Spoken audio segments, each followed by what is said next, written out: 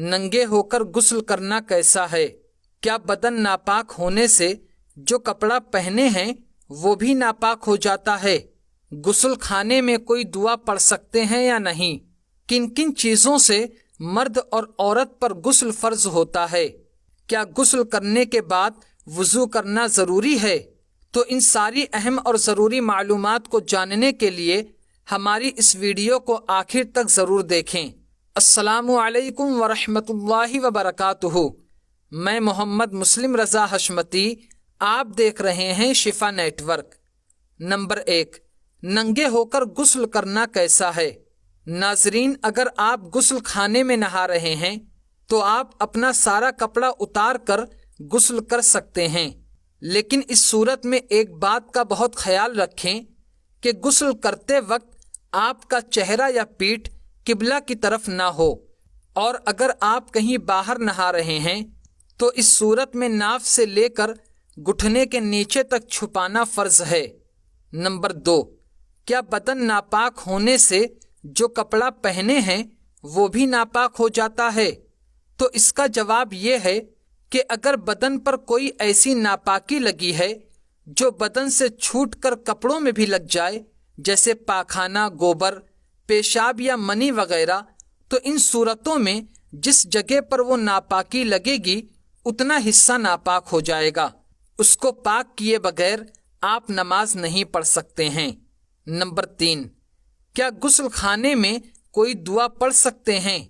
ناظرین، غسل کرتے وقت نہ تو آپ کسی قسم کی بات کر سکتے ہیں اور نہ ہی کوئی دعا پڑھ سکتے ہیں۔ ہاں، نہانے سے پہلے غسل خانے کے باہر ہی آپ کوئی دعا پڑھ لیں تو کوئی دقت نہیں ہے، بلکہ طریقہ یہی ہے کہ اگر کوئی شخص ناپاک ہے، یعنی اس پر غسل کرنا فرض ہے، تو وہ غسل خانے میں داخل ہونے سے پہلے کوئی دعا پڑھ لے اور پاکی حاصل کرنے کی نیت کر لے، یعنی اتنا کہہ لینا کافی ہے کہ میں پاک ہونے جا رہا ہوں۔ نمبر 4، کن کن چیزوں سے مرد اور عورت پر غسل فرض ہوتا ہے؟ نمبر 1، سوتے وقت احتلام یعنی نائٹ فال ہونے کی وجہ سے۔ نمبر 2، شوہر جب اپنی بیوی سے ہم بستری کرے تو مرد اور عورت دونوں پر غسل کرنا فرض ہو جاتا ہے۔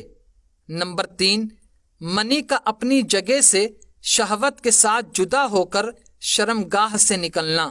نمبر 4، عورت کا حیض یعنی پیریڈ سے پاک ہونا، یعنی جب عورت کو ماہواری کا خون آنا بند ہو جائے تو اس پر غسل کرنا فرض ہو جاتا ہے۔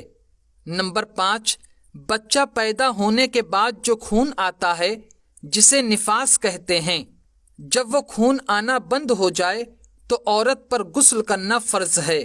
نمبر 5، کیا غسل کرنے کے بعد وضو کرنا ضروری ہے؟ ناظرین، اگر آپ نے سنت طریقے سے غسل کیا، یعنی نہانے سے پہلے آپ نے وضو کیا ہے، تو اب غسل کرنے کے بعد آپ کو دوبارہ وضو کرنے کی کوئی ضرورت نہیں ہے، آپ کا وضو ہو گیا۔ اور اگر آپ نے غسل کرنے سے پہلے وضو نہیں کیا، صرف 3 مرتبہ آپ نے کلی کر لی اور 3 مرتبہ ناک میں پانی ڈال لیا، تو بھی آپ کو غسل کرنے کے بعد وضو کرنے کی کوئی ضرورت نہیں ہے، آپ کا وضو ہو گیا ہے۔ اور اگر آپ نے غسل کرنے سے پہلے نہ تو کلی کیا اور نہ ہی ناک میں پانی ڈالا، صرف آپ نے نہا لیا ہے، تو بھی آپ کا وضو ہو جائے گا۔ لیکن ایک بات یاد رکھیں کہ اگر آپ ناپاک ہیں، یعنی آپ پر غسل کرنا فرض ہے، تو آپ کو ناک میں پانی ڈالنا اور کلی کرنا آپ پر فرض ہے۔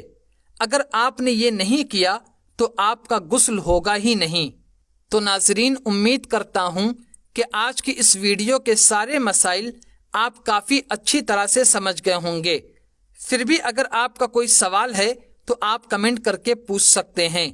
تو آج کی ویڈیو میں صرف اتنا ہی۔